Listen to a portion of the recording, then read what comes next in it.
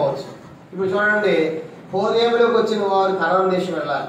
మనకు కూడా మందలోకి వచ్చినటువంటి వారు ఏ దేశం పోవాలి? మనము పరలోక రాజ్యం వెళ్ళాలి. ఈ మందిరంలోకి ఎందుకు వచ్చాము చెప్పండి? ఈ మందిరంలో నుంచి పర సంబంధమైన దేవుని యొక్క రాజ్యంలోకి మనము ఆయన అన్నాడు, యేసు వచ్చినా సరే రెండో రాకడ సభలు మాత్రం నేను పెడతానే ఉంటా అన్నాడు. యేసు వచ్చినా కూడా, యేసు వచ్చిన రెండో రాకడ సభలు ఎందుకు నీకు ఎడవబడతావు? ఏంటంటే కాలంలో ఉంటావు, ఎంత భయంకరం. చూసారు, చాలా మందికి ఇకుంటే చాలు అనుకుంటాం. హోరేబులో ఉన్నవాళ్ళు ఎక్కడ సాగాలి? కనానికి వెళ్ళాలి. ఎక్కడ పోవాలంట? కనాన్ దేశం పోవాలి. అంత ఈజీనా? ఏమో చదువుకున్నావు, అది మహా కరెక్ట్. ఎక్కువ ఎండ ఉండేది, పాములు ఉండేది, తేళ్ళు ఉండేది, అలిసిపోయేది, గోతులు, చీకటి, మనుషులు లేనిది, వీటన్నిటి కూడా ప్రయాణం చేసి తప్ప మీరు కాదేశు బందేకు వెళ్ళలేదు. వెళ్ళాలి. అయితే వెళ్ళారు కనుక అయితే ఎన్ని రోజులు వెళ్ళిపోవచ్చు అంట? 11 రోజులు. చెప్పండి, ఎన్ని రోజులు? 11 రోజులు. అయితే ఇశ్రాయేలు ప్రజలు ఎంతకాలం నడిచారు? ఎంతకాలం అండి? 40 సంవత్సరాలు. కరెక్టేనా? అమ్మాయి ఎంత బాగా చెప్పారు. 11 రోజుల ప్రయాణం 40 సంవత్సరాల. మేము పొద్దున 7 గంటలకు ట్రైన్ ఎక్కితే 8:30 గంటలకు దిగిపోయాం పార్వతీపురం. కానీ ఒక గంట ప్రయాణం అనుకోండి. సాయంత్రం దాకా మేము ట్రైన్ ఎక్కి రాలేదు అంటే మధ్య లేదు, సంథింగ్ ఈజ్ దేర్, మధ్య లేదు జరిగింది, అందుకే రాల. వీళ్ళు కూడా 11 రోజులు వెళ్ళవలసిన వారు 40 సంవత్సరాలు నడిచారంటే సంథింగ్ ఈజ్ దేర్, మొత్తం ఏదో వేరే మిస్టర్ ఏదో జరిగింది. కనుక 11 రోజుల ప్రయాణము కనుక 40 దినాలు కాదు, 4 సంవత్సరాలు కాదు, ఏకముగా 40 సంవత్సరాలు. ఊహించండి, 11 రోజులు వెళ్ళవలసిన ప్రయాణము 40 సంవత్సరాలు ఎందుకు పట్టి ఉంటుంది అంతకాలం అంటే? ఈ మధ్యాహ్నము ఒక 7 ప్రాముఖ్యమైన సంగతులు దేని యొక్క వాక్యం నుంచి మీకు తెలియచేయాలని కోరుతున్నాను. ఎందుకు 40 సంవత్సరాలు దేవుడు వారు నడిపించాడు? 11 రోజులు వెళ్ళిపోవచ్చు కదా. అలాంటిది 40 years పట్టడానికి గల కారణాలు మనం 7 చూద్దాము. దాంట్లో మొట్టమొదటి సంగతి సంఖ్యాకాండము చూడండి. మొట్టమొదటి సంగతి సంఖ్యాకాండం 32వ అధ్యాయం, నంబర్స్ చాప్టర్ 32. సంఖ్యాకాండము ఎందుకు 11 రోజుల ప్రయాణం 40 సంవత్సరాలు ఎందుకు పట్టిందో మనం చూద్దాం. సంఖ్యాకాండము 32వ అధ్యాయము 13వ వచనం చదువుకుంటాం. అప్పుడు యెహోవా కోపము ఇశ్రాయేలు మీద రగులుకొనగా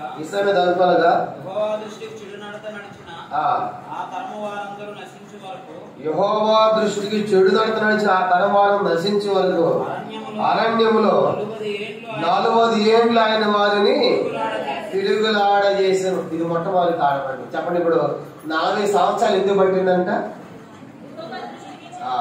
ఎట్లా ఉన్నారంటే వాళ్ళు చెడ్డవారిగా ఉన్నారు. చెప్పండి, ఎట్లా ఉన్నారంటే వాళ్ళు? అందుకే తిరుగులాడ చేసిన అర్థం ఏంటి? అక్కడే తిప్పుతున్నాడు అరణ్యంలో. కనుక 40 సంవత్సరాలు తిప్పాడు. కారణం ఏంటంటే ఆ బయలుదేరినటువంటి వారు ఎలాంటి వారు ఉన్నారంట? చెడ్డవారు ఉన్నారు. కనుక చెడ్డవారు ఎట్లా వచ్చారు వీళ్ళ మధ్యలోకి? నిర్గమాకాండము వీళ్ళు బయలుదేరినప్పుడు ఏం జరిగిందో చూడండి. నిర్గమాకాండం, ఎక్సోడస్, నిర్గమాకాండం 12వ అధ్యాయం. ఇశ్రాయేలే బయలుదేరమన్నాడు మోషే, కానీ వాళ్ళతో పాటు ఎవరు వచ్చారంట? నిర్గమాకాండం 12వ అధ్యాయము 37-38 వచనాలు. నిర్గమాకాండము 12వ అధ్యాయం 37-38. అప్పుడు ఇశ్రాయేలు రామశేషు నుండి సుక్కోతులకు ప్రయాణం అయిపోయి వారి పిల్లలు కాక కాల్బాలము. కానీ ఇశ్రాయేలు పిల్లలు కాకుండా సైనికులే 6 లక్షల మంది అంట. నెక్స్ట్ 38 అనేకులైన అన్య జనుల సమూహమును, గొర్రెలను, ఎద్దులను మొదలైన పశువులు గల గొప్ప మందయు వారితో కూడా బయలుదేరి. ఎవరితో కూడా బయలుదేరారు? వాళ్ళకేం పని? అన్యజనులకేం పని? దేవుడు ఎలా మంది ఎవరిని? ఇశ్రాయేలు. వీళ్ళకేం పని అంటే 10 దేవుళ్ళు చూశారు, 10 అద్భుతాలు చూశారు. అమ్మ, ఈ దేవుడు భయంకరమైన దేవుడు, గొప్ప దేవుడు, ఉన్నవాడు అనువాడు, కాబట్టి మేము కూడా ఆ దేవుని అందరికి మేము కూడా వస్తాం అని చెప్పేసి వాళ్ళు కూడా బయలుదేరారు. ఎవరంట? అన్ని జనులు కూడా బయలుదేరారు. కాబట్టి దేవుని కార్యాలు చూసినటువంటి ఐగుప్తీయులు కూడా బయలుదేరారు, అన్యులు కూడా బయలుదేరి ఇప్పుడు ఇశ్రాయేలుతో పాటు ప్రయాణం కట్టారు. వాళ్ళు వీళ్ళు మిళితమైపోయారు. మధ్యలో ఎవరు ఏర్పడ్డారు చెప్పండి? ఇప్పుడు చెడ్డవారు ఏర్పడ్డారు. కానీ ఇప్పుడు వీళ్ళేటువంటి దేశము ఎలాంటి దేశం? ద్వితీయోపదేశకాండం 8వ అధ్యాయం. వీళ్ళ లోపల చెడ్డవారు తయారయ్యారు. దేవుడు వారికి ఇవ్వాలన్న దేశం ఎలాంటిదో నేనే చదువుతాను, మనం తొందరగా టైం సేవ్ అవుతుంది కాబట్టి. ద్వితీయోపదేశకాండము 8వ అధ్యాయము 7వ వచనం నుండి నేను చదువుతాను, చూడండి. ద్వితీయోపదేశకాండం 8వ అధ్యాయము 7వ వచనం నుండి 10వ వచనం వరకు నేను చదువుతున్నాను. ఆ యొక్క దేశం ఎలాంటిదో చూడండి, వాళ్ళకి ఇచ్చే దేశం. 8:7 నుంచి, నీ దేవుని యెహోవా నిన్ను మంచి దేశంలో ప్రవేశపెట్టును. అది నీటి వాగులు, లోయల్లో నుండి, కొండల నుండి పారు ఓటలను అగాధము గల దేశం.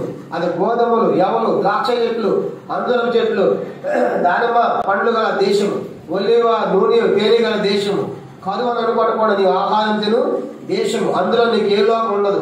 అది ఇనుపురాడు గల దేశము, దాని కొండల్లో నీవు రాగి తవ్వి తీయవచ్చు. 10వ వచనం అందరికి కలిసి చదవండి. 10వ వచనం, నీవు తిని తృప్తి పొంది నీ దేవుని యెహోవా నీకు ఇచ్చిన మంచి దేశం బట్టి చెప్పండి. ఏ దేశం అంటది? ఎంత మంచి దేశం అబ్బా! ఎన్ని ఉన్నాయి అక్కడ, ఎన్ని రకాల ఫలాలు ఉన్నాయి. వాళ్ళు ఏమీ కష్టపడాల్సిన పని లేదు. కనుక ఇంకా రాయబడ ఆ దేశం ఎట్లా ఉందంటే, నాటని చెట్లు అంట, తవ్వని బావులు అంట. ద్వితీయోపదేశకాండం 6వ అధ్యాయం. ద్వితీయోపదేశకాండం 6వ అధ్యాయం. అంత మంచి దేశం. ద్వితీయోపదేశకాండం డ్యూటెరానమీ చాప్టర్ 6, ద్వితీయోపదేశకాండం 6వ అధ్యాయము 10-11 వచనాలు. ద్వితీయోపదేశకాండం నీ దేవుడు యెహోవా నేను చదువుతానమ్మా, టైం సరిపోద్ది. ఇస్సాకు యాకోబు చేసిన ప్రమాణం బట్టి నేను ఆ దేశంలో ప్రవేశపెట్టి నీవు కట్టని గొప్ప ఒక మంచి, నువ్వు కట్టాల్సిన పని లేదు, కట్టేవని ఆల్రెడీ గొప్ప పురాలు ఉన్నాయి. 11వ వచనం, నీవు నింపని మంచి ద్రవ్యములచే నింపబడిన ఇండ్లును, కనుక ఇండ్లు నింపబడి ఉన్నాయి. నీవు తవ్వకపోయినా తవ్వబడిన బావులు కూడా తవ్వి రెడీగా ఉన్నాయి, ప్రిపేర్ గా ఉన్నాయి. నీవు నాటని ద్రాక్ష తోటలు, ఒలివ తోటలను నీకు ఇచ్చిన తరువాత చాలండి. కనుక చూడండి, ఎంత మంచి దేశం అండి. వాళ్ళు వెళ్ళి బావులు తవ్వుకోవాల్సింది ఏమైనా ఉందా? ఇల్లు కట్టుకోవాల్సింది ఏమైనా ఉందా? నింపుకోవాల్సింది ఏమైనా ఉందా? తోటలు వేయాల్సింది ఏమైనా ఉందా? ఏమీ లేదు. అన్ని సమృద్ధిగా పుష్కలం. ఈ రోజు కూడా ఇశ్రాయేల్ దేశం సమృద్ధిగా ఉంది. అదే కనాన్ దేశం. కాబట్టి ప్రభు చెప్తామైతే రాత్రికి చెప్తా ఆ దేశం గురించిన అన్ని డీటెయిల్స్. రాత్రి మొత్తం అని ఎవరు మిస్ కాకండి. కనుక చాలా డీటెయిల్ గా ఆ దేశం గురించి వివరణ మీకు ఇస్తాను. కాబట్టి ఇప్పుడు చెప్పే సంగతి ఏంటంటే, అది మంచి దేశం. ఎలాంటి దేశం అంట? అవి అన్ని ప్రిపేర్ గా ఉన్నాయి. కానీ మనం చూసామంటే 8 చదువుకున్నాం కదా, అది కొండల నీరుతో, కొండలోంచి నీరు ఒక ఓటలు అగాధము గల దేశం. కాబట్టి తేనె, నూనె, ఆ పండ్లు అన్ని ఉన్నటువంటి దేశం. అంత మంచి దేశాన్ని వీళ్ళకి ఇవ్వాలి. ఇప్పుడు ఆ చెడ్డవాడికి మంచిది ఎట్లా ఇవ్వాలి చెప్పండి? మనం పెళ్లి సంబంధం చూస్తాము, చెడ్డ అమ్మాయికి మంచి వాడిని ఇస్తామా? లేకుంటే చెడ్డ అబ్బాయికి మంచి అమ్మాయిని ఇస్తామా? ఇవ్వం కదా. ఆ వాడు చెడ్డవాడు ఆడికి ఇస్తాము, అమ్మాయిని అంటాం. అంటే చెడ్డవాడికి మంచి వాళ్ళని ఇవ్వం, అదే కదా. కానీ దేవుడు కూడా అది మంచి దేశం. ఇంకో మాట చెప్పాలంటే అది రమ్యమైన దేశం. కీర్తన 106:24 వచనం. అది రమ్యమైన దేశం. 106వ కీర్తన 24 వచనం చదవండి. వారు రమ్యమైన దేశమును నిరాకరించారు. ఏ దేశం అంటే అది? రమ్యమైన దేశం. యెహెజ్కేలు గ్రంథం 20వ అధ్యాయం 6వ వచనం. యెహెజ్కేలు గ్రంథం 20వ అధ్యాయం 6వ వచనంలో అది పాలు తేనె ప్రవహించే దేశం. చదవండి. వారి ఐగుప్తులో పాలు తేనె ప్రవహించినది సకల దేశములు.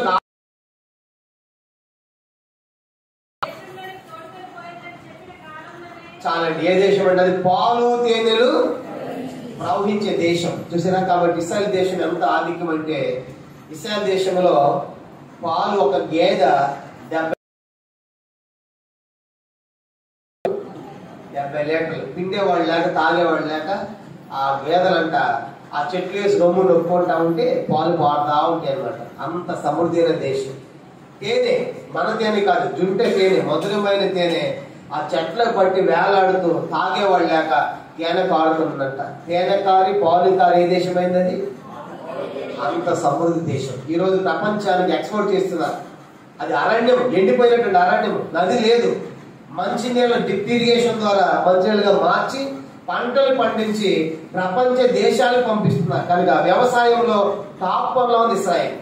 ఆ రోజు ఈ రోజు కూడా కారణం ఏంటంటే అది దేవుడు దీవించిన దేశం. అక్కడ ఒక యాపిల్ తాటికాయ సైజులో ఉంటుంది. చూసారా, తాటి పండు తెలుసు కదా, తాటి పండు అంటే ఒక యాపిల్గా అంత సైజులో ఉంటుంది. అలా పంటలు పండిస్తారు.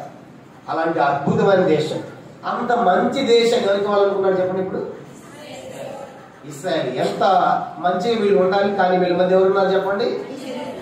చెడ్డవారు ఉన్నారు. అది దేవుడు చేశాడంటే ఆ చెడ్డవారు నశించు వరకు వారిని తిరుగులాడ, అంటే నశించాలని దేవుడు కోరుకోండి. ఎవరు నశించడం దేవుడికి ఏమాత్రం కూడా. అందరూ అంతటా మారు మనస్సు పొందాలి. కాబట్టి టైం ఇచ్చాడు. ఎంతకాలం ఇచ్చాడు వాళ్ళకి? 40 సంవత్సరాలు. ఈ 40 సంవత్సరాలు మీరేం కావాలి? మారాలి, మారు మనస్సు పొందాలి. కానీ వాళ్ళు ఏం చేయాలంట? నెహెమ్యా గ్రంథం 9వ అధ్యాయం 35వ వచనం. నెహెమ్యా చాప్టర్ 9:35. నెహెమ్యా గ్రంథం 9:35లో వాళ్ళు మారు మనస్సు పొందలేదంట.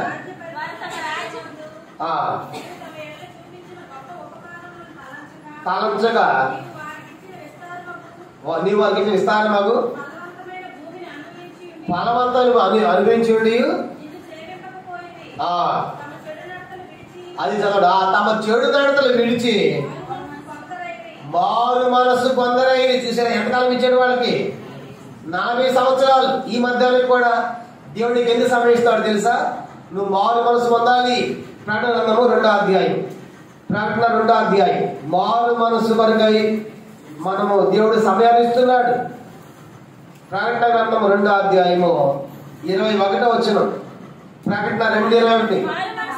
మారు మనసు పొందుటకు నేను దాన్ని సమీపించింది కానీ అది తన జాగ్రత్తలు విడిచిపెట్టి మారు మనసు.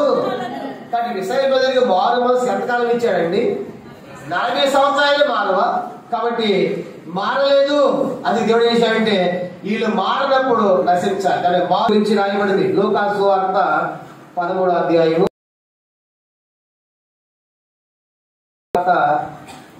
మనం గమనించామంటే 13వ అధ్యాయము 3వ వచనం. అలాగే నశింతురు. 5వ వచనం. మీరు మారు మనసు పొందని మీరు అందరూ అలాగే. కానీ ఇప్పుడు మారు మనసు పొందకపోతే ఏం కావాలి? నశించాలి. అది ఇప్పుడు సంఖ్యాకాండం 32:13లో అరణ్యములో పొందాలి. మారు మనసు పొందిన తమ చెడు నడతలు మానుకోవాలి, జాగ్రత్తగా జీవించాలి, బ్రతకాలి. కాబట్టి అది పొందలేదు కాబట్టి వీళ్ళు నశించాలి. కాబట్టి వీళ్ళు నశించడానికి నశించే తప్ప మిగతా వాళ్ళని ఆ దశలో చేర్చని దేవుడు 40 సంవత్సరాలు పెట్టాడు. కానీ మధ్యాహ్నం ప్రశ్న ఏంటంటే ఎవరు మంచివాళ్ళు లేదు, నేను కూడా మంచివాడు నేను కూడా ఇచ్చేస్తాను. బైబిల్ సెలవిస్తా ఉంది రోమపత్రిక 3:11లో నీతిమంతుడు లేడు, ఒక్కడు లేడు, గ్రహించేవాడు లేడు, దేవుని వెతకవాడు లేడు, అందరూ త్రోవ వేగముగా పనికి మాల. 46లో పాపము చేయని వాడు ఒక్కడును లేడు అని రాయబడింది. పాపము చేయని ఒక్కడు లేడంట. ప్రసంగి గ్రంథం 7వ అధ్యాయం 20లో రాయబడింది. ప్రసంగి 7:20లో పాపము చేయక మేలు చేయటం నీతి మంత్ర భూమి మీద ఒక్కడును లేడు అని రాయబడింది.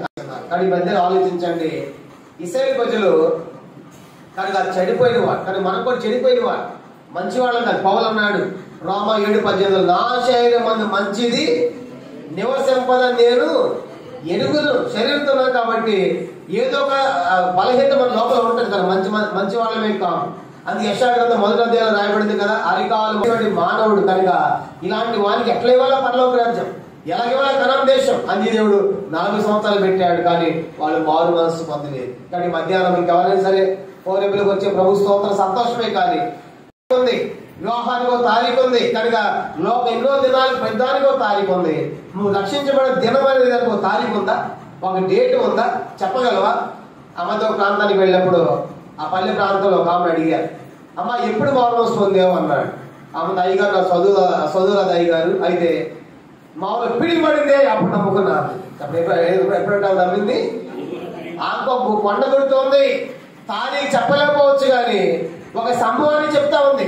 నువ్వు చదువుకున్నవాడు కాదు, చదువుకున్న దాని కాదు. కనుక నీ జీవితంలో ఆ తారీఖు లేకపోతే ఎలాగూ అది వాయిదా వేయకూడదు, రక్షణ కొరకై. అది దేని వాక్యం సెలవిస్తా ఉంది, ఇదే మిక్కిలి అనుకూలమైన నేడే రక్షణ, ఎంత గొప్ప రక్షణ నిర్లక్ష్యం చేసి ఎలాగూ తప్పించుకుంటా. కాబట్టి రక్షణ విషయంలో వాయిదా వేయద్దు, యేసును అంగీకరించడానికి వాయిదా వేయవద్దు. కనుక ఇదే నీ రక్షణ దినమని ప్రభు బుద్ధితో మాట్లాడుతుంటాడుగా, ప్రభు నాలో చెడును తొలగించయ్యా, నేను మంచిదాన్నే కాదు మంచివాడే కాదు, నా కోసం చనిపోయావు, నీ రక్తంతో శుద్ధి చేయని చెప్పేసి ఒక తీర్మానం చేసుకుంటే నేడే నీ పేరు జీవగ్రంథంలో రాయబడుతుంది. ఇదే నీకు రక్షణ కలిగిన పిలుపుగా ప్రభు ఆహ్వానిస్తున్నాడు. కాబట్టి వాళ్ళకి 40 సంవత్సరాలైన వారు మనసు పొందలేదు. ఒకసారి ఒక బస్సు ప్రయాణం చేస్తా ఉంది, అది అడవిలో ప్రయాణం చేస్తా ఉంది. ఆ భయంకరమైనటువంటి ఆ పరిస్థితుల్లో బస్సు ప్రయాణం చేస్తా ఉంటే ఏం జరిగిందంటే అందరూ భయపడుతున్నారు. ఆ బస్కి 50 ఫీట్ల దూరంలో 50 అడుగుల దూరంలో ఒక పిడుగు పడుతుంది, ఆ చెట్టు కాలిపోతా ఉంది, చూస్తా ఉన్నారు. ఇంకా బస్సు ముందుకు వెళ్తా ఉంది. 40 అడుగుల దూరంలో మరొక చెట్టు మీద మరొక పిడుగు పడి అది కాలిపోతా ఉంది. ఇప్పుడు నెక్స్ట్ 30 చెప్పండి సార్ అన్నాడు. అది ఒక చెట్టు కనబడతా ఉంది. ఒకడు పరిగెత్తుకుంటూ పోవాలి, ఆ చెట్టును పట్టుకోవాలి. ఎవడు చెడ్డవాడు వాడిని పిడుగుపడుతున్న వాడు చస్తాడు, మిగతా వాళ్ళందరూ బ్రతుకుతారని చెప్పాడు. ఇప్పుడు నువ్వు పోకంటే ఏమంటాడు, నేను చెడదానా, నేను పోను, నేను చెడదానా, నువ్వు పోనంటే ఏమంటాడు, నేను చెడ్డ, నేను మంచివాడు, ఎవడు పోట్ల బస్సులో నుంచి. కనుక మొత్తానికి ఆ తోపులాటలో వాళ్ళు కింద పడ్డారు. గచ్చెత్తలకు పరిగెత్తుకుంటూ వెళ్ళాడు ఏడ్చుకుంటా, తన కింద పడ్డాడుగా కూర్చున్నాడు. ఇక రెండో వాడు కూడా అందరూ వసపెట్టిపోయారు. కనుక అందరి పని పిల్లలు లాస్ట్ అక్కడ మిగిలాడు బస్సులో. ఇంకా చూడండి, ప్లీజ్ వద్దు, నన్ను నెట్టేయద్దు, పిడిపడి చచ్చిపోతే కాలిపోతే వద్దు, కుదరదు, మేము పోయాం కాబట్టి నువ్వు కూడా పోవాల్సి. అందరూ కలిసి బలవంతంగా బయట నెట్టేశారు. ఏడ్చుకున్నాడు, కేకలు వేస్తున్నాడు, చెడ్డు ఎదిగిపోతాడు, పరిగెడుతున్నాడు. వీళ్ళు అందరు బస్సులో ఎవరు తెలుసా, వాడే చెడ్డవాడు అందరూ నవ్వుకుంటున్నారు. ఇలా పరిగెత్తుండే చెట్టు పడుకున్నాడు, పెద్ద పిడిగి పడింది. ఈసారి చెట్టు మీద కాదు, బస్సు మీద. బస్సులో అందరూ సచ్చాడు, ఒకడే బతికాడు. బస్సులో ఉన్న వాళ్ళందరూ ఏమనుకున్నారు చెప్పండి, మేము ఎంతో నీతిమంతులం, భక్తులం అనుకున్నారు, మంచి వాళ్ళు అనుకున్నారు. కాబట్టి ఎప్పుడు కూడా నేను మంచి వాళ్ళని చెప్పవద్దు, నేను మంచిదానని చెప్పవద్దు. బైబిల్ అలా చెప్పడం లేదు. కనుక మనమంతా చెడిపోయిన వారు, మనం పాపులం, ఘోరమైన పాపులం. ఇశ్రాయేలు ప్రజల్లోనే మంచివారు లేరంట. ఆ కనాన్ దేశం పోయిన తర్వాత మేమంటే ఏమనుకున్నాం అని మీరు కాలు కనిపెట్టుకోవద్దు, మేము మంచి వాళ్ళగా ఇచ్చారు అనుకోవద్దు. ద్వితీయోపదేశకాండం 9వ అధ్యాయం, ద్వితీయోపదేశకాండం 9వ అధ్యాయము.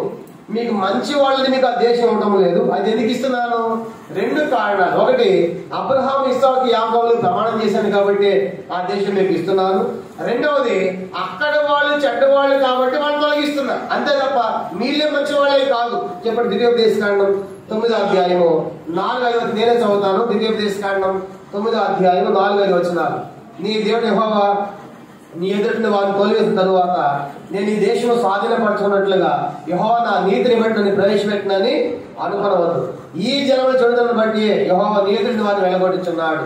5వ వచనం, నీ వారి దేశంలోకి వచ్చి దాన్ని స్వాధీనపరచుకున్నట్టుకు నీ నీతి అయినను నీ హృదయ యథార్థతను హేతువు కాదు. ఈ జనముల చెడుదలను బట్టి యెహోవా నీ పితలైన అబ్రహాము ఇస్సాకు యాకోబులతో ప్రమాణం చేసిన మాటను స్థాపించుటకై నీ దేవుడు యెహోవా నీతి నుండి వెళ్ళగొట్టించాడు. ఇశ్రాయేలు ప్రజలారా, మీలో నీతి లేదు, యథార్థత లేదు, మీరు మంచివాళ్ళే కాదు, మరి మీకు ఎందుకు ఇస్తాడు కనాన్ దేశం? 2 కారణాలు. ఒకటి, నేను మీ పితలు అబ్రహాము ఇస్సాకు యాకోబులకు ఏమేం చేశాను, ప్రమాణము చేశా, మాట తప్పని వాడిని కాదు మిమ్మల్ని తీసుకెళ్తున్నా, మొదటి కారణం. రెండవది, అక్కడ ఉన్నటువంటి వారు చెడ్డవారు, ఘోరమైన భయంకరమైన కార్యాలు చేస్తున్నారు, తమ పిల్లలు అగ్నిగుణం దహిస్తూ ఉన్నారు, అలాంటి ఘోరమైన కార్యాలు చేస్తున్నారు. కాబట్టి వాళ్ళు వెలగొట్టి మీకు ఇస్తున్నారు, కానీ మీరు కూడా మంచివాడు వాళ్ళే. అంటే నా ప్రశ్న ఏంటంటే, ఇశ్రాయేలు ప్రజల్లో కూడా ఎవరు లేరంట మంచివాళ్ళు. యెషయా గ్రంథం 45వ అధ్యాయం, యెషయా గ్రంథం 45వ అధ్యాయం, యెషయా గ్రంథం 45వ అధ్యాయం మనం గమనించామంటే 24-25 వచనాలు. యెహోవా యందే నీతి బలములున్నవని జనులను గురించి చెప్పుదురు. చాలండి. తర్వాత ఇప్పుడు 25వ వచనం, యెహోవా యందే ఇశ్రాయేలు సంతతి వారందరూ నీతిమంతులుగా ఎంచబడిన వారే. గమనించండి, 24లో యెహోవా యందు ఏముందంట, నీతి అంటే యెహోవా ఒక్కడే నీతిమంతుడు, ఆయన ఒక్కడే బలవంతుడు. కానీ ఇప్పుడు ఇశ్రాయేలు ప్రజలు కూడా 25వ వచనంలో యెహోవా యందే వస్తే అంటే దేవుని యొద్దకు వస్తేనే వాళ్ళు నీతిమంతులు అవుతారు. కానీ యెహోవా యందే ఇశ్రాయేలు సంతతి వారు నీతిమంతులుగా ఎంచబడతారు. కనుక దేవుని యొద్దకు వస్తే దేవుని ద్వారా ఎంచబడతారు, కానీ వాళ్ళు నీతిమంతులు లేరు. అంటే మధ్యాహ్నం ప్రశ్న ఏంటంటే, ఇలాంటి చెడిపోయినటువంటి ఇశ్రాయేలు 40 సంవత్సరాలు టైం ఇచ్చిన చెప్పండి, వాళ్ళు ఏం చేయలేదు, మారు మనస్సు పొందలేదు. అందుకే అరణ్యంలో ఏమైపోయారంట, రాలిపోయారు. ఇది మొదటి కారణం. ఎందుకు వాళ్ళు హోరేబు నుంచి కనానులోకి చేరలేకపోయారంటే మారు మనస్సు పొందలేదు. ఈ మధ్యాహ్నం కూర్చున్న వాళ్ళు ఎవరైనా సరే మీరు మారు మనస్సు పొందకుండా బహుశా ఈ యొక్క కోడికి వచ్చి ఉండవచ్చు. ఎవరైతే మాట్లాడుతున్నాడు, నీకు హోరేబు నువ్వు రావచ్చేమో, కానీ కనాను దేశం నీకు ప్రవేశం లేదు. ఆ కనాను దేశం పరలోక రాజ్యం పోవాలంటే ఏం పొంది ఉండాలి, మారు మనస్సు పొంది ఉండాలి. చూసారా? కనుక ఇది నీ జీవితంలో జరిగి లేకపోతే నువ్వు ఆ దేశానికి వెళ్ళలేవు. ఈ దేశంలో చూడండి, ఆ టైంలో కరోనా టైంలో ఒక దేశం నుంచి మరో దేశం ఫ్లైట్లన్నీ కూడా ఏం చేశారు, ఆపేశారు. ఎందుకు చెప్పండి, ఆ కరోనా మాకు కూడా తెస్తారేమోనని. తర్వాత ఒకళ్ళ పొరపాటున టెస్టులను చేసుకుని నాకే కరోనా లేదని ఆ దేశంలో దిగబెట్టిన తర్వాత మళ్ళీ వాళ్ళు ఏం చేస్తున్నారు, టెస్ట్ చేశారు. వాళ్ళు కరోనా ఉంటే 2 రోజులు క్వారంటైన్, 14 రోజులు క్వారంటైన్లో పెట్టి ఆ తర్వాత దేశం ఎలా చేశారు. నేను చెప్పే ప్రశ్న ఏంటంటే, ఈ లోపల దేశాలే ఒక దేశ పౌరులు మరొక దేశంలోనికి కరోనా రానివ్వకపోతే మరి పరలోక రాజ్యం అది ఎంత గొప్పది. దేవుడి వెలుగు కదా, బంగారు వీధులు కదా, ఆడ సముద్రం లేదు, దేవాలయం లేదు, దేవుడి వెలుగుగా ఉంటాడు, మాడం లేదు, దుఃఖం లేదు, బాధ లేదు, వ్యాధి లేదు, దేవుడితో ఎల్లప్పుడూ ఉంటాం. మరి అలాంటి పరలోక రాజ్యం ఒట్టిడి ఎట్టబోతావు? ఈ దేశంలోనే ఒక దేశంలోకి రానిపోతా ఉంటే ఆ పరలోక రాజ్యం ఒట్టిగా పోయేది కాదు. కానీ ఇక్కడ చెడులు మానాలి, మారు మనసు పొందాలి. కానీ దేవుడిని అంగీకరించకుండా మన పాపాలు క్షమించబడకుండా ఆ పరలోక రాజ్యం ఇంపాసిబుల్. కానీ ఈ మధ్య అందుకే నీ యొక్క రక్షణ కోరి నీతో మాట్లాడుతున్నాడు. నీ చెడుదనం పోగొట్టాలని, నీ పాపం పోగొట్టాలని కోరుతుండగా యేసు నేను పాపలను క్షమించని చిన్న ప్రార్థన చేస్తే ప్రభుని గొప్ప రక్షిస్తాడు. నేనే నీ పేరు జీవనం రాయబడుతుంది. కనుక ఇది మొదటి కారణం. రెండో చూద్దామా, ఎందుకు వాళ్ళకి 40 సంవత్సరాలు బట్టి రెండో కారణము ద్వితీయోపదేశ కాండం 8వ అధ్యాయం. రెండో సంగతి ద్వితీయోపదేశ కాండము 8వ అధ్యాయము, డ్యూటెరానమీ చాప్టర్ 8 2వ వచనం. ద్వితీయోపదేశ కాండం 8వ అధ్యాయం 2వ వచనం. మరియు నీవు ఆ ఆజ్ఞలను గైకొందువో లేదో నిన్ను శోధించి నీవు హృదయంలో ఉన్నది తెలుసుకొనుటకు నిన్ను అణుచు నిమిత్తమును అరణ్యములో ఈ 40 సంవత్సరములు నీ దేవుని యెహోవా నేను నడిపించిన మార్గం అంతటిని జ్ఞాపకము చేసుకొను. కాబట్టి మీరు చెప్పండి, 40 సంవత్సరాలు ఎందుకు పట్టింది? రెండవ కారణం చెప్పండి. బైబిల్ తీసారా లేదా? చదివితే చెప్పాలి కదా. చూసి రాయాలి. భవిష్యత్తులో పరీక్షలను చూసి రాసే వస్తాయి. చూసి రాసేవి కూడా పాస్ కాకపోతే ఇంకేం చదువుతాం మనం. చదివారు, అంతా చదివారా? ఎందుకంట ఆజ్ఞలు కైకుంటాం లేదా? ఇంకా అసలు చెప్పడం అందరూ చెప్పండి. నీ హృదయంలో అది చెప్పండి, అందరూ చెప్పండి. నీ హృదయంలో ఉన్నది తెలుసుకొనుటకు 40 సంవత్సరములు నడిపించెను. ఎందుకంట మన హృదయాల్లో ఏముందో తెలుసుకోవాలనుకున్నాడు. ఇప్పుడు మీ హృదయాలు ఏముందో నాకు తెలుసా? నా హృదయంలో ఉందో మీకు తెలుసా? యోహాను సువార్త 2:24 యేసు అందరినీ మనిషిని ఆంతర్యమును ఎవడు ఆయనకు బోధింప అక్కర్లేదు. చూసేకాడు ఆయన అందరూ ఎరిగినవాడు. మన హృదయాల్లో ఏముందో ఆయనకు తెలుసు. ఇర్మీయా గ్రంథం 20వ అధ్యాయం. ఇర్మీయా గ్రంథం 20వ అధ్యాయము. ఇర్మీయా గ్రంథము చూడండి, ఆయన హృదయ పరిశోధకుడు. 20:12 ఇర్మీయా గ్రంథం 20వ అధ్యాయం 12వ వచనం. సైన్యముల అధిపతికి యెహోవా నీతిమంతులను పరిశోధించువాడవు నీవే, ఆంతరింద్రియములను హృదయములను చూచువాడవు. కాబట్టి దేవుడు ఏం చూస్తాడంట? మనిషి యొక్క ఆంతరింద్రియములను హృదయాన్ని చూస్తాడు. ఇర్మీయా 20:12. కాబట్టి ఆయన మనుషుని ఆంతర్యం తెలుసు, ఆయన హృదయం తెలుసు. ఇర్మీయా గ్రంథం 12వ అధ్యాయం. ఇర్మీయా 12 ఇర్మీయా గ్రంథం 12వ అధ్యాయము చూడండి 3వ వచనం. ఇర్మీయా గ్రంథం 12:3. ఇర్మీయా గ్రంథం 12:3 యెహోవా నీ పట్ల ఎట్లున్నది శోధించుచున్నావు.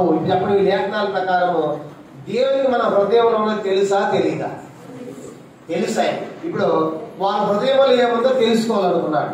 మరి ఇశ్రాయేలు ప్రజల హృదయాల్లో ఏముంది? అపోస్తల కార్యములు 7వ అధ్యాయం చూడండి. వాళ్ళ హృదయాలు ఏం కనపడింది దేవునికి? అపోస్తల కార్యములు 7వ అధ్యాయం. అపోస్తల కార్యములు 7వ అధ్యాయము 39వ వచనం. అపోస్తల కార్యములు 7వ అధ్యాయం 39వ వచనం.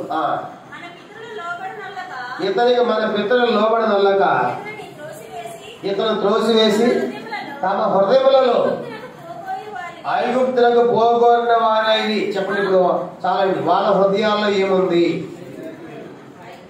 చెప్పండి. హృదయాల్లో ఏముంది? వచ్చింది ఎక్కడి నుంచి? ఐగుప్తు నుంచి వచ్చారు. ఎక్కడ పోవాలని బయలుదేరారు? కనాన్ దేశం. కానీ హృదయంలో ఏముంది అంటే ఐగుప్తు విడిచిపెట్టినట్టేనా? అందరూ అవి చూడండి. ఇదిగో ఈ బైబిల్, ఇది ఇశ్రాయేలు ప్రజల హృదయం. చెప్పండి. ఈ బైబిల్ ఏంటి? ఇశ్రాయేలు ప్రజల హృదయం అనుకోండి. ఈ కర్చీఫ్ ఐగుప్తు. చెప్పండి. ఈ కర్చీఫ్ ఏంటి? ఇశ్రాయేలు ప్రజలు ఈ యొక్క ఐగుప్తుని ఎక్కడ పెట్టుకున్నారంట? హృదయంలో పెట్టుకుని ఏం జాగ్రత్త. ఈ బైబిల్ ఇశ్రాయేలు ప్రజల యొక్క హృదయం. చెప్పండి. ఇశ్రాయేలు ప్రజల యొక్క ఇశ్రాయేలు ప్రజలు ఐగుప్తు ఎక్కడ పెట్టుకున్నారు? హృదయంలో పెట్టుకుని ఏం దాటారు అంటే ఐగుప్తు దాటేటేనా? ఎంత బాగా చెప్తారు. మరి ఇక్కడ నోడికి ఎందుకు కనాన్ దేశం? నీకు నీ హృదయం అంతా ఐగుప్తు. ఏం కావాలి నీకు? మనం కూడా ఏం చేస్తాం? ప్రభావం లోకముల నుంచి ఏ దేశాన్ని ఆరాధన చేస్తాం. ఆ పెళ్లి రాగానే ఏముంటాయి చెప్పండి? పెళ్లి సందర్భం వస్తే అంతా లోకమే. ఇక్కడ మాత్రం స్తుతి మహిమని పాడతాం. బయటకు వెళ్ళిన తర్వాత లోకంలో దొక్కన వదిలిపెడితే ఒట్టు. ఎందుకు? అన్నీ చేస్తాం. కానీ ఒట్టే బయట మాత్రం ఏమంటాం? ప్రభా లోకం నుంచి వేరే చేసామని స్తోత్రం. ఎక్కడ వేరైపోయాం? ఏ వేరు కాల. లోకం అంతా ఎక్కడ ఉంది? హృదయంలోనే ఉంది. ఇలా అంటే ఉండదు పరలోక రాజ్యం. అది మధ్యాహ్నం మనం పరీక్షించుకోవాలి. ఇశ్రాయేలు ప్రజల దేవుడు 40 సంవత్సరాలు ఎందుకు పెట్టాడు? మీ హృదయాల్లో ఏముందో తెలుసుకోవాలనుకున్నాడు.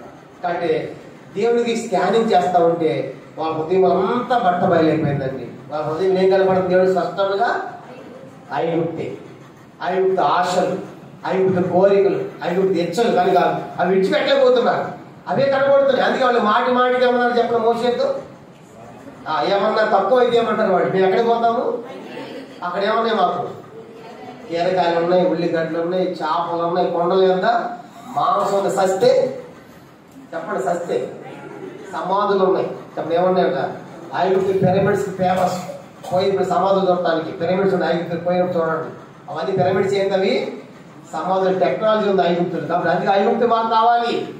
ఐగుప్తులు ఇవన్నీ మాకు ఉన్నాయి. ఏం పోసే ఈ అరణ్యం ఏంటి, ఎండ ఏంటి, కాళ్ళు ఎడారి ఏంటి, కనుక ఇక్కడ తినడానికి ఆహారం లేదు, చివరికి తాగడానికి నీళ్ళే లేవన్నారు కదా. కాబట్టి అందుకే మాటి మాటికి ఐగుప్తికే పోతా ఉన్నారు. కాబట్టి ఇప్పుడు రెండో ప్రశ్న ఏంటంటే వాళ్ళ హృదయం అంతా ఐగుప్తు ఉన్నది. ఇప్పుడు దేవుడు వాళ్ళ హృదయాల్లో తెలుసుకోవాలనుకున్నప్పుడు దేవుడు హృదయ పరిశోధకుడు అంతనే ఎదిగినవాడు కదా. చూసినప్పుడు అంత తేడాగా ఐగుప్తే కనబడింది. కానీ ఇప్పుడు దేవుడు అంటున్నాడు, మీకు ఎందుకు ఐగుప్తు? హృదయం అంతా ఐగుప్తు పెడుతుంది. మీకు ఏం కావాలి? ఐగుప్తు అన్న వీడు, కనన్న వీడు. ఆ చిన్నపిల్లలు చూడండి, ఇసుకలు ఆడుతూ ఉంటారు. వద్దు అన్న ప్లీజ్ వచ్చి అంటా ఉంటే ఇదిగో జిలేబీ అంటే వాడు ఏం చేస్తాడు? చిన్నపిల్లవాడు ఒక చేతి పెరిగి ఇసుకు పెట్టుకుంటాడు. జిలేబీ కావాలి. ఏం కావాలి? ఈ ఆట ఆడతానే ఉంటారు. అది కావాలి, అది మాత్రం నాకు అవ్వ కావాలి. ప్రభు స్తోత్రం. అయ్యేలా చెప్పండి. రెండు కావాలి. రెండు కుదరదు క్రైస్తవ జీవితం. ఒకటి విడిస్తేనే మరేమో. చూసారా? కానీ అందుకే 40 సంవత్సరాలు ఎందుకు పట్టిందంటే వాళ్ళ హృదయంలో ఐగుప్తును తొలగించుకోలేకపోయారు. ఐగుప్తు కోరికలు, ఆశలు మనకు కూడా ఏమి వెంటబడుతూనే ఉంటాయి. సత్యంత వరకు లోకం ఉన్నాం కదా. కానీ లోక పద్ధతులు, ఆచారాలు, సంస్కృతి కావాలి. చెప్పాలి, ఇది మేము చేయకూడదు, ఇది మేము చేయలేము, మేము రాలేము అని వాళ్ళు చెప్పాలి. కానీ లోకంతో సైసయ్యని, లోకంతో రాజీ పడిపోతా ఉండి, లోకంలా ఉండి ఇక్కడికి వచ్చే భక్తురాల్లాగా ఉంటా ఉంటే మనకు పరలోక రాజ్యం లేదు. కల్పీలారా వాళ్ళ హృదయం అంతా ఐగుప్తు దేవుడు చూశాడు. ఇలాంటి వాడు కనాన్ దేశం ఇచ్చేది. కాబట్టి అన్ని దేవుడు స్టాప్ చేశాడు. మీరు ఆయన హృదయంలో ఐగుప్తు తొలగించుకునే తప్ప మీరు కనాన్ దేశంలోనికి వెళ్ళలేదు. చూశారు? కాబట్టి ఈ మధ్యన ప్రశ్న ఏంటంటే ఇంకా లోకంలో ఇంకా లోకంలో జీవిస్తా ఉంటే దేవుని నుంచి వేరైన వారి సంఘం అంటే ఎక్లీషియా అంటే లోకంలోంచి వేరు చేయబడదు, ప్రత్యేకించబడదు. మనం చూసాం కదా, హోదేవికి వచ్చినటువంటి వారు ఎట్లా ఉండాలి? ప్రత్యేకంగా ఉండాలి. కనుక ధరించుకున్నవన్నీ విడిచిపెట్టారు, మేము ప్రభు కోసం ప్రతిష్ఠితంగా ఉన్నామంటారు. అలాంటి వారు హోదేవిలోకి రావాలి, అలాంటి వారికి పరలోక రాజ్యం. కానీ ఇది రెండవ ప్రాముఖ్యమైన సంగతి. కానీ ఎందుకు 4 సంవత్సరాలు పట్టిందంటే చెప్పండి, వాళ్ళ హృదయాల్లో ఉన్నది తెలుసుకోవడానికి. చూసినప్పుడు ఆ హృదయం అంతా కూడా ఐగుప్తి. అందుకే మాటి కూడా ఐగుప్తికి పోతాం అని తిరుగుబాటు చేశారు. కారణం ఏంటంటే ఐగుప్తు మీద మనస్సు ఉంది వాళ్ళకి, ఐగుప్తు మీద కోరిక ఉంది, ఐగుప్తులు మర్చిపోలేకపోతున్నారు. తినేవి తాగేవి ఎవరిని వెంటబడి వాళ్ళు ఐగుప్తు విడిచుకోవాలని సాధనాలు వాళ్ళు ప్రేరేపిస్తూ వచ్చాడు. ఇది రెండవ సంగతి. మూడవ చూద్దామా? 3వ కాండం చూడండి. ఎందుకు వాళ్ళు 40 సంవత్సరాలు పట్టింది? 3వ కాండం చూద్దాం. నిర్గమకాండం 13వ అధ్యాయం. నిర్గమకాండం 13వ అధ్యాయం. Exodus chapter 13. నిర్గమకాండం 13వ అధ్యాయము 17వ వచనం. నిర్గమకాండం 13వ అధ్యాయము 17వ వచనం చదవండి. మరియు ఫరో ప్రజలను పోనీయగా దేవుడి ప్రజలు యుద్ధం చూసినప్పుడు వారు పశ్చాత్తాపడి ఐగుప్తులకు తిరుగుదలేమో అనుకుని ఫిలిష్తీయుల దేశం సమీపమైనను ఆ మార్గమున వారిని నడిపించలేదు. ఇప్పుడు 18వ వచనం. అయితే దేవుడి ప్రజలను చుట్టూ దారియాగు ఎర్ర సముద్రం అరణ్య మార్గమున నడిపించారు. చాలండి. ఈ సందర్భం ఏంటంటే 17వ వచనం రాయబడింది కదా, వాళ్ళు ఫిలిష్తీయ దేశం గుండా పోతే చాలా షార్ట్ కట్ లో సమీపంగా ఏం చేయకపోతారు? ఖరాన్ దేశం చేరిపోతారు. కానీ షార్ట్ కట్ లో పోతున్నప్పుడు మధ్యలో యుద్ధం వచ్చింది అనుకోండి, మేము యుద్ధం ఎందుకు చేస్తాం? ఇప్పుడు దాకా మేము బానిసలుగా దాసులుగా ఉన్నాం, కానీ మాకు యుద్ధం రాదని చెప్పేసి అమ్మ మేము యుద్ధం చేయమని చెప్పేసి మళ్ళీ ఎక్కడ తిరుగుతారంటే వాళ్ళు వెనక్కి తిరుగుతారు. షార్ట్ కట్లు అయితే వెనక్కి వెళ్ళలేక ఏం చేస్తారు? వాళ్ళు యుద్ధం చేస్తారు. యుద్ధం చేసి విజయవంతులుగా వెళ్ళాలి, జయవంతులుగా పోవాలి అని దేవుడు వారిని షార్ట్ కట్ లో తీసుకెళ్లిపోతా ఉంటే త్వరగా మళ్ళీ వెనక్కి తిరిగిపోతారు. కాబట్టి షార్ట్ కట్ లో తీసుకెళ్ళలేదంట, చుట్టూ దారిలో తీసుకెళ్తున్నాడు. అమ్మ నాన్న చూడండి, నీ ముఖ్య అక్కడంటే ఇదేంటి షార్ట్ కట్, నీ ముఖ్య అక్కడంటే ఇది షార్ట్ కట్, నీ ముఖ్య అక్కడ ఇక్కడంటే ఇదే దారి, ఇది చుట్టూ దారి. ఇస్రాయేల్ ప్రజల్ని షార్ట్ కట్ లో తీసుకెళ్ళలేదు. షార్ట్ కట్ లో పోతే మళ్ళీ వెంటనే యుద్ధం రాగా ఏం చేస్తారు? వెనక్కి వెళ్ళిపోతారు. కాబట్టి చుట్టూ దారిలో తీసుకెళ్తే చాలా దూరం పోయిన తర్వాత యుద్ధం వస్తే వెనక్కి నడవలేక ఏం చేస్తారు? వాళ్ళు యుద్ధమే చేస్తారు. యుద్ధం చేసుకోవాలి అంటే విజయవంతులుగా పోవాలి, కణానికి జయవంతులుగా పోవాలి. కానీ అది పాట ఉంది కదా, జయించు వారిని కొని పోవా ప్రభు యేసు మార్చును, జయించు వారిని కొని పోవా ప్రభు యేసు మార్చును. ఎవరి కోసం ఆయన రాబోతుంది? ఓడిపోయే వాళ్ళ కోసం కాదు. ఈ లోపల విజయవంతులుగా జీవించాలి. ఒక క్రైస్తవుడు విజయవంతమైన జీవితం యుద్ధము చేసి వెళ్ళాలి. వాస్తవానికి యుద్ధం చేయాలని యుద్ధము యెహోవా ఆయనే చేస్తాడు. మీరు నిలబడండి, వరుస నిలబడండి, నేను చూసుకుంటాను దేవుడు. కాబట్టి ఇప్పుడు వాళ్ళు యుద్ధము చేసి వెళ్ళాలని దేవుడు వారిని చుట్టూ దారిలో తీసుకెళ్తా ఉంటే వాళ్ళు ఏం చేశారంటే దేవుడి మీద సనుగుతూ వచ్చారు. మేము ఐగుప్తికే పోతామన్నారు. ఒకసారి ఒక రాజుగారి యుద్ధాన్ని తీసుకెళ్తున్నాడు. దాదాపుగా ఒక 5,000 మంది ఓడ ఎక్కించాడు, పెద్ద ఓడ. మనం అందరిపోతున్నాము, అక్కడ యుద్ధం చేయాలని చెప్పేసి వాళ్ళకి కావాల్సిన ఏర్పాటు వసతులు అన్ని ఏర్పాటు చేసి వాళ్ళ నుంచి సైన్యాన్ని తీసుకుని పోయాడు. అద్దరికి వెళ్ళారు, సముద్రం దాటారు. ఆ అద్దరికి వెళ్ళిన తర్వాత దిగిన తర్వాత అక్కడ ఈ పోయిన 5,000 మంది అయితే అక్కడ 10,000 మంది సైనికులు ఉన్నారు. ఎంతమంది చెప్పండి? అప్పుడు వీళ్ళందరూ భయపడి రాజు దగ్గరికి వచ్చి, రాజా మేము యుద్ధం చేద్దాం అనుకున్నాం, కానీ మాకంటే వాళ్ళు రెట్టింపు సైన్యం ఉన్నారు కాబట్టి మేము యుద్ధం చేయమని అందరూ వచ్చి వాళ్ళలోకి వచ్చినారు.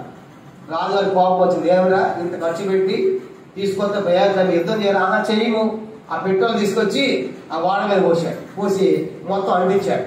మొత్తం కాలిపోయి అమ్మ మంటలు అందరికీ దొరికారు. వాడంతా కాలిపోయింది. ఇప్పుడు ఏం చేయాలి? సముద్రం అన్నా ఏదాలి, యుద్ధం అన్నా ఏది ఈజీగా ఉంటుంది? సముద్రం ఏదొచ్చు అంటాం, అది సామెత వరకు ఈతే తెలుస్తుంది సముద్రం.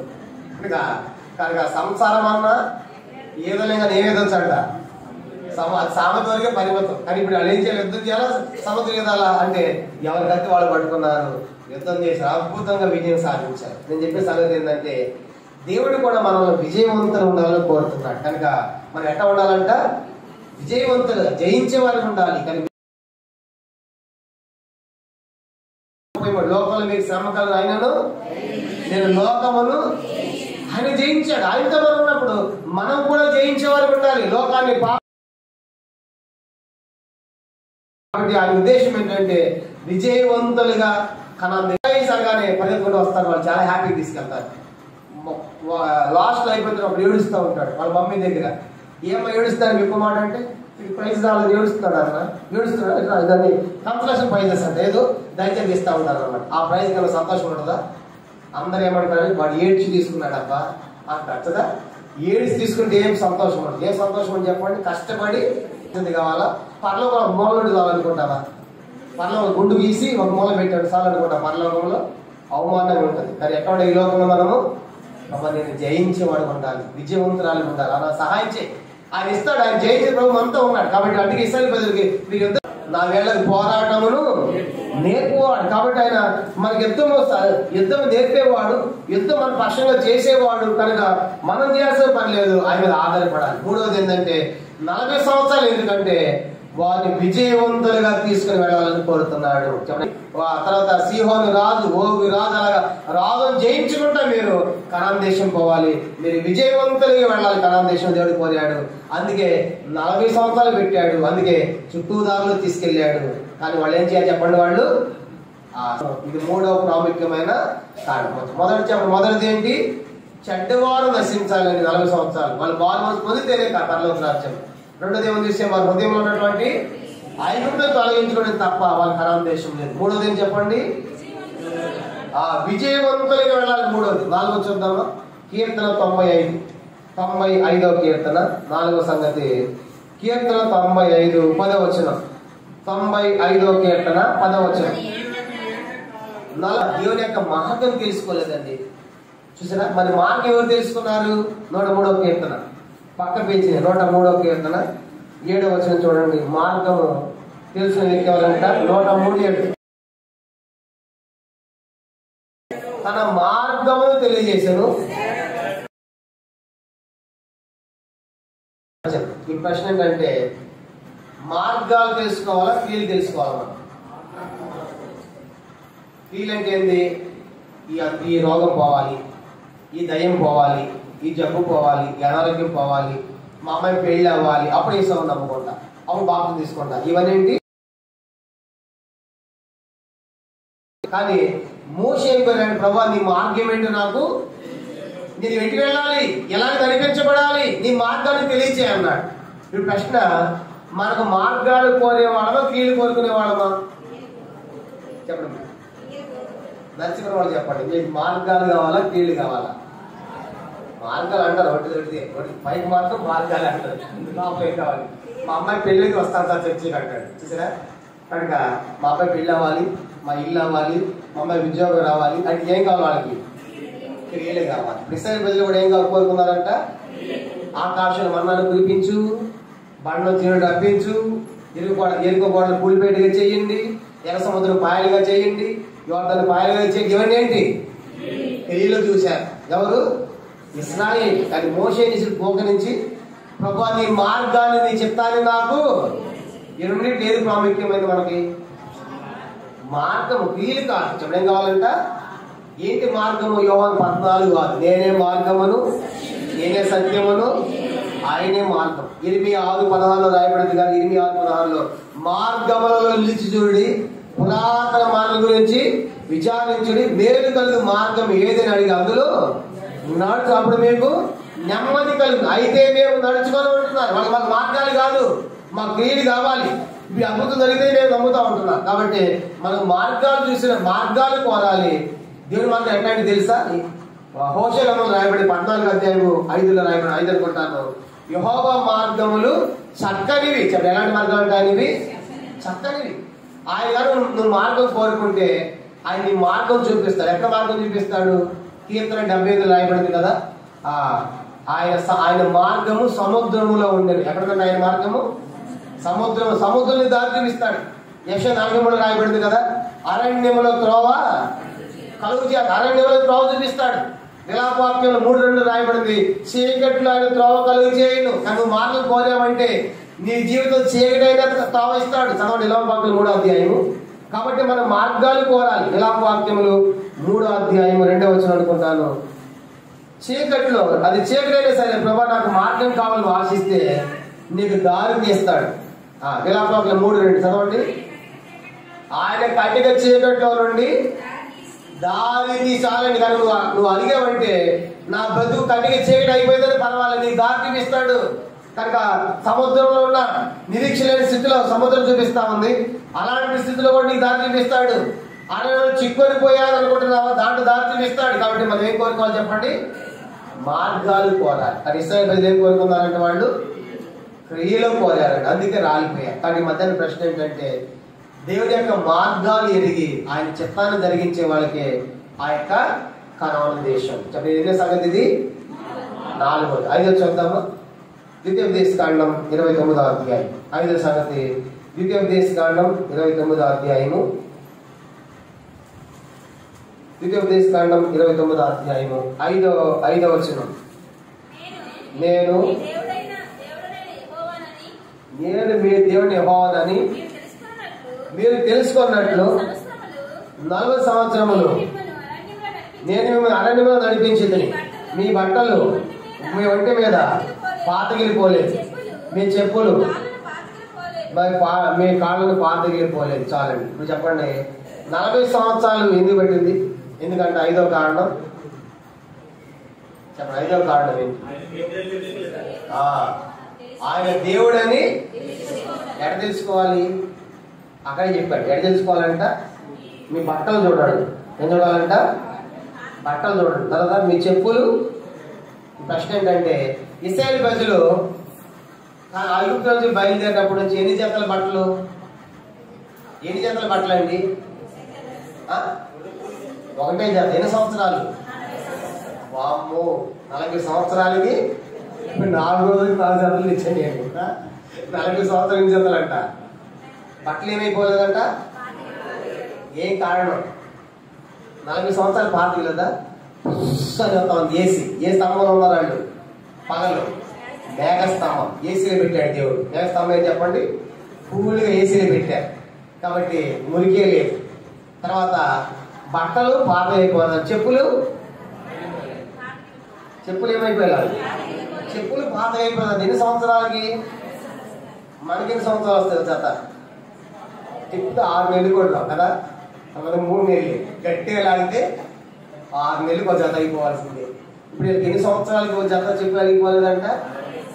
అమ్మో, ఇది ఎంత గొప్ప దేవుడు ప్రభా, మా వస్త్రాలు పాతలు అయిపోవట్లేదయ్యా, మా చెప్పులు అరిగిపోవట్లేదయ్యా, మేము నాటాల్సిన పని లేదయ్యా, కష్టపడాల్సిన పని లేదయ్యా. తిని తాగి ఏం చేయాలంట? ఎందుకు మీరు యెహోవా వీక్ష మంచి దేశం తిని తాగాని ఏం చేయాలి? స్తుతించాలి అన్నాడు. అని ఏం చేసేది వాళ్ళు? తిని తాగి కొవ్వి బలిశారంట. నా మాట ద్వితీయోపదేశకాండం 32వ అధ్యాయం. ద్వితీయోపదేశకాండం 32వ అధ్యాయము అలాగే రాయబడింది. నేను చెప్పిన మాట ఏమంటే అలాగే రాయబడింది. ద్వితీయోపదేశకాండం 32వ అధ్యాయం 15వ వచనం. అంత చదువుతాం. ద్వితీయోపదేశకాండం 32:15. యెషూరునుడి కింద ఒకటేసి ఏమని రాయబడింది? యెషూరునుడి కింద ఒకటేసి అట్ట చదువుతాం. ఇశ్రాయేలు కొవ్విన వాడే కాలు జాడించెను, నీవు కొవ్వి బలిసి మందుడ వైద్యులు, వాడు దాన్ని పుట్టించే దేవుని విడిచెను, తన రక్షణ శైలంలో. ఎంత ఘోరం అండి! మీకు బట్టలు ఉతుకునే పని లేదు, మురిగయ్యే పని లేదు, చెట్లు నాటే పని లేదు. కనుక అన్ని పయనించే కదా, ఆహారం కదా, బండ్లోంచి నీళ్లు, ఆకాశం మన్న. తిని తాగి ఏం చేయాలి? మీరు స్తుతించాలంటే తిని తాగి కొవ్వి బలిశారు. ఇంకో దగ్గర మదించారని రాయబడింది హోషేయ గ్రంథంలో. ఎంత ఘోరం! కారణం ఏంటంటే మనం జ్ఞాపకం చేయబడతా ఉంది, నేను మీ దగ్గర యెహోవాను తెలుసుకోవాలంటే మీ చెప్పులు చూడండి, మీ బట్టలు చూడండి. ఇంకెక్కడ నడిపించాడంటే ఆయన నెహెమ్యా గ్రంథం. ఇదే ద్వితీయోపదేశకాండం చూడండి 4వ అధ్యాయం అనుకుంటా. మరొక మాట రాయబడింది ద్వితీయోపదేశకాండం. కాళ్ళు వాయలేదంట, వాళ్ళ కాళ్ళు కూడా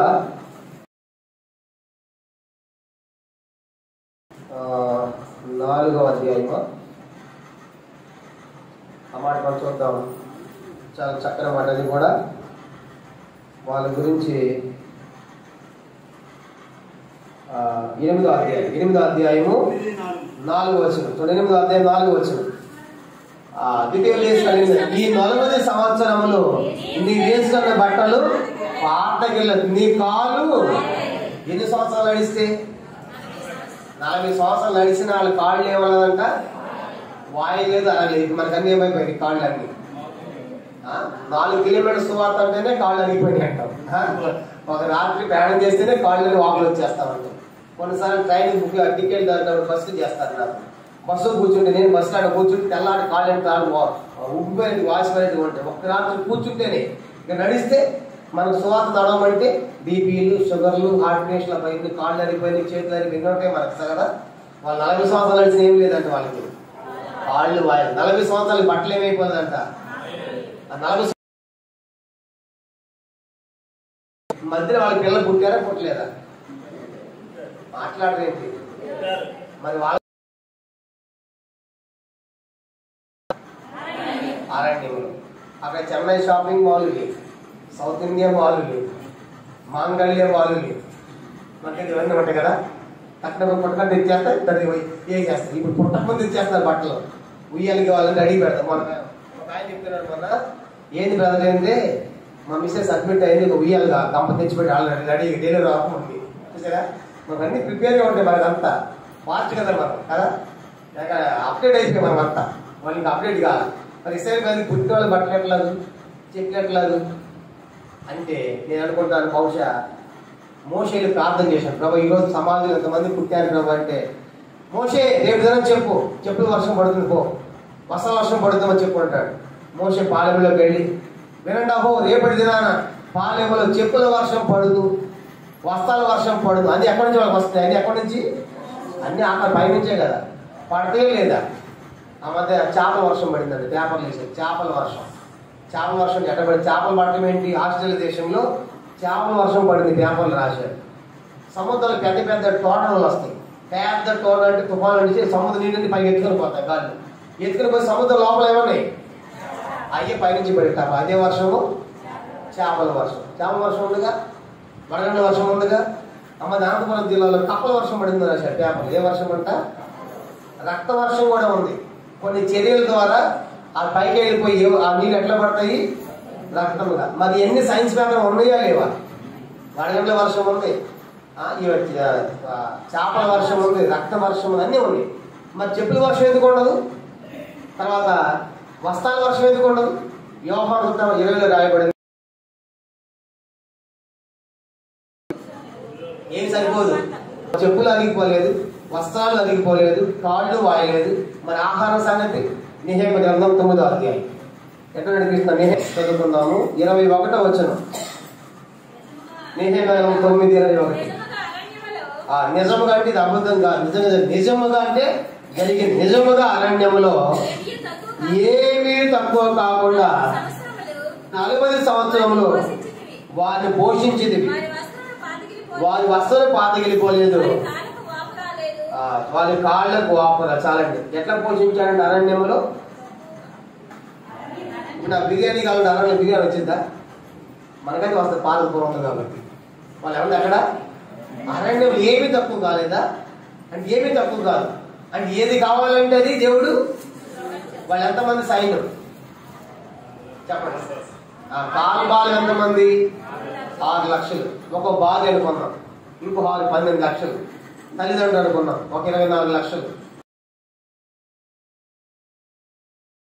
సుమారుగా యావరేజ్ వేసుకుంటే ఒక 40 లక్షల సైన్యం ఉన్నారు అనుకుందాం. ఇప్పుడు 40 లక్షల సైన్యానికి 2 ఇడ్లీ చేయాలంటే ఎన్ని చేయాలి?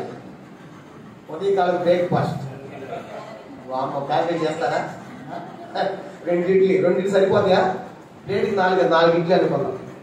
మరి మధ్యాహ్నం భోజనం ఎంత ఉండాలి? 40 లక్షల మందికి. ఎన్ని రోజులు? 4 రోజులు కాదు. ఎన్ని ట్యాంకర్ నీళ్ళు కావాలి? తెస్తారు ఎవరైనా? ఏ ధనవంతుడు, ఏ గొప్పవాడు అట్లా పెట్టలేడు, పోషించలేడు. చూసారా? ఇన్ని నీళ్ళు కావాలి, ఎంత ఆహారం కావాలి, ఎంత సమృద్ధి కావాలి. కానీ వాళ్ళకి ఏం కాలేదంటే ఏమి అంటే అర్థం ఏంటి?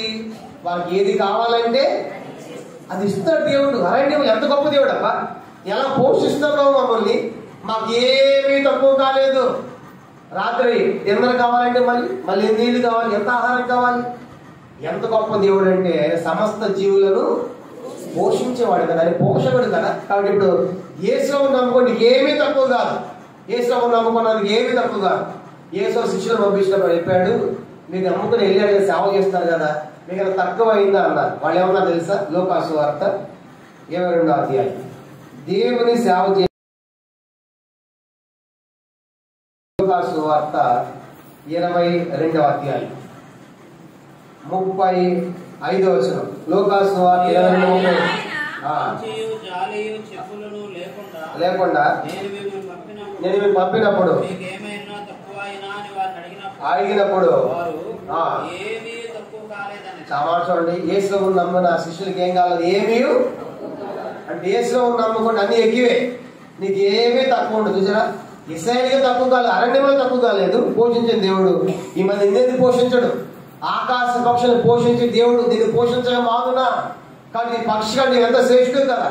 కాబట్టి మనకేం జ్ఞాపకం చేయబడుతుందంటే ఐదో సంగతిగా, నేను మీ దేవుని యెహోవానని మీరు ఎక్కడ తెలుసుకోవాలి? మీ వస్త్రాలు చూడండి, మీ చెప్పులు చూడండి, మీ ఆహారం చూడండి. కానీ ఇవన్నీ చూసినప్పుడు ప్రభు ఎంత గొప్ప దేవుడు ప్రభు అని చెప్పేసి ఆయన శక్తిని, ఆయన ప్రభావాన్ని మనము తెలుసుకోవాలి. కానీ ఇశ్రాయేలు ప్రజలు చేయాలంటే ఆయన్ను అనిపించారు కానీ ఆయన తెలుసుకోలేదు. అది విచారం, ఎంత ఘోరం. ఇది 5వ సంగతి. 6వ చెప్తాము, టైం అయిపోయింది, 5 నిమిషాలు ముగించేద్దాం. 6వ సంగతి మనం చూద్దాం. ఎందుకు వాళ్ళకి 40 సంవత్సరాలు పట్టిందంటే, 1 కొరింథీ పత్రిక 10వ అధ్యాయం 4-5 వచనాలు. 1 కొరింథీ పత్రిక 10వ అధ్యాయము.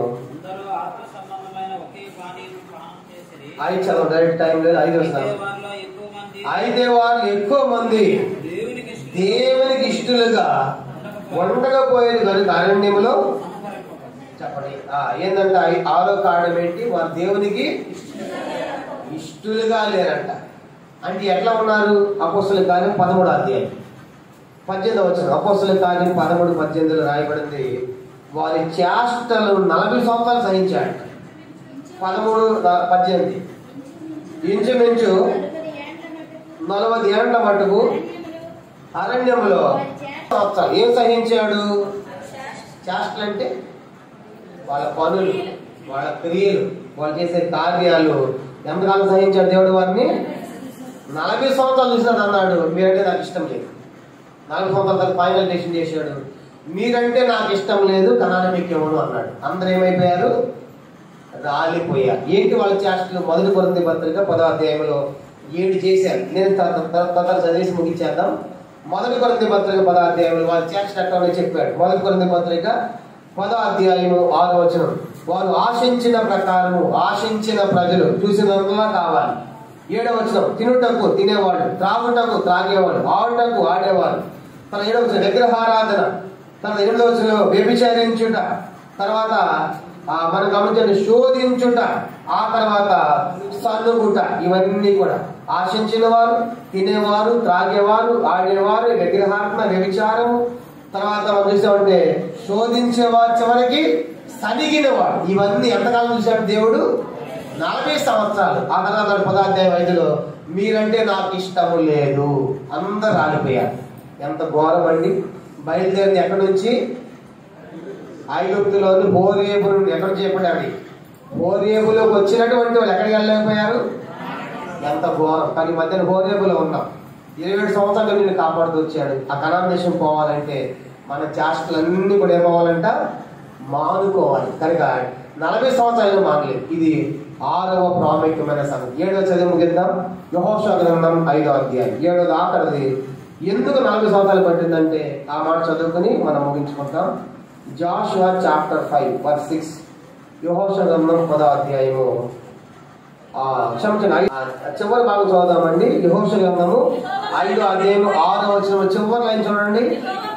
యెహోవా మాట వినకపోయినందున వారు నశించే వరకు ఇశ్రాయేలు 40 సంవత్సరాలు మాట వినని నా మాట వినకుండా నా దేశం ఎందుకు ఇస్తాను మీకు?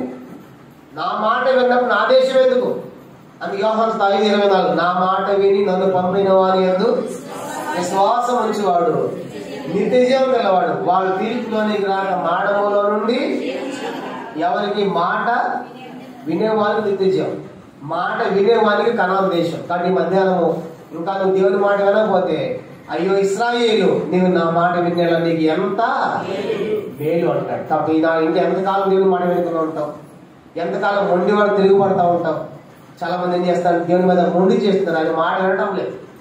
మధ్య నీతో మాట్లాడుతుంటాడుగా, దేవుని క్షమించు ప్రభా, నేను హోరేబులోకి వచ్చా కానీ నువ్వు హోరేబు నుంచి ఇప్పుడు ఎక్కడ దాకా కాదేశు పన్ను ఎకరాలు మేము చేరుకోవాలి. ఈ ఆత్మలు ఎంత గొప్ప అరణ్యంలో ఇన్ని రకాల పరిస్థితుల్లో నేను ఆగిపోకుండా, కనుక పడిపోకుండా, చెడిపోకుండా నన్ను పరమధనాన్ని చేర్చుకోమని చెప్పేసి నేను నీ మాట వింటానని ఎక్సల్ చెప్పాడు.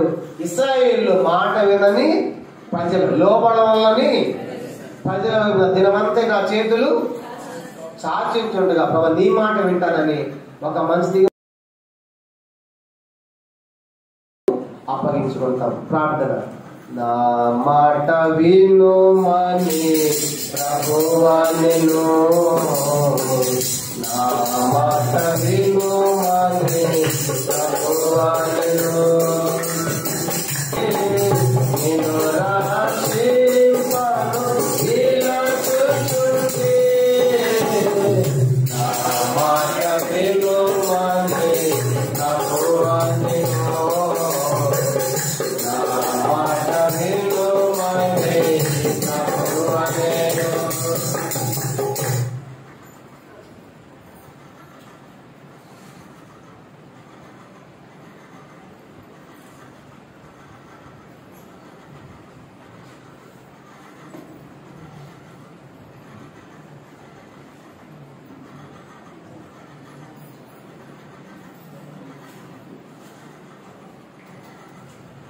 గమనించండి. ప్రార్థన అయిపోతుంది. తర్వాత భోజనాలు తర్వాత మనం 3:30కి మధ్యాహ్న సెక్షన్ 3:30 భోజనాలు చేసేటప్పుడు